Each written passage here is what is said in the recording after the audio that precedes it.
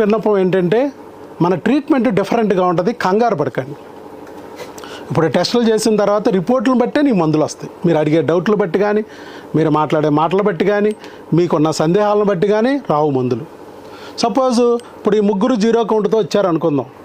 ముగ్గురు జీరో కౌంట్తో వచ్చినా 3 వేరు మందులు రావచ్చు, కంగారు పడకండి.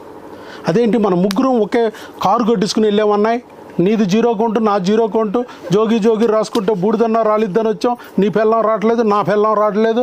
మార్కెట్లోకేమో ఈడోడో కొత్త డాక్టర్ గారు వచ్చారు, డాక్టర్ వైఎస్ బాబు, మిగతా వాళ్ళంతా ఇవిఎప్పు డోనార్ అంటున్నారు, ఈయనొక్కడే మందులతో 0 to హీరో అంటున్నాడు. ఒకసారి వచ్చాము, పోతే ఛార్జీలు, వస్తే ప్రెగ్నెన్సీ అని. తీరా ఇక్కడికి వస్తే ఇదేంటి బాబాయ్, నీకో బిల్లు ఇచ్చాడు, నాకో బిల్లు ఇచ్చాడు, ఆయనకో బిల్లు ఇచ్చాడు, ముగ్గురు జీరో కౌంటే కదా, వేరు బిల్లు ఇచ్చాడేంటి, వీడి మ్యాజిక్ లేదు ఏమీ లేదు బాబాయ్, వీడు ఏది ఉంటే తోసి అత్తన్నాడు మందులో అనుకుంటారు. కాదు, ఈ ముగ్గురు జీరో కౌంట్తో వచ్చారు కరెక్టే, ముగ్గురు జ్వరంతో వచ్చారు కరెక్టే, కానీ ఈయన మలేరియా, ఆవిడికి టైఫాయిడ్, ఆవిడికి డెంగ్యూ జ్వరం, మారవా మందులు మారుతాయి.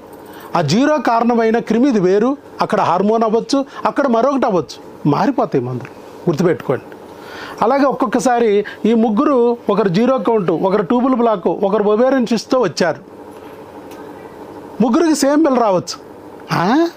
సేమ్ బిల్ల అదేంటి, ట్యూబుల్ బ్లాక్ వేరే ఉండవా, ఒవేరియన్ సిస్ట్ వేరు కాదా అంటే, ఆ జీరో కౌంట్కి వచ్చిన ఆ ఎదవఖానాకి ఇచ్చిన బిల్లలే నాకు ఇస్తారే, నాది ట్యూబుల్ బ్లాక్ అండి.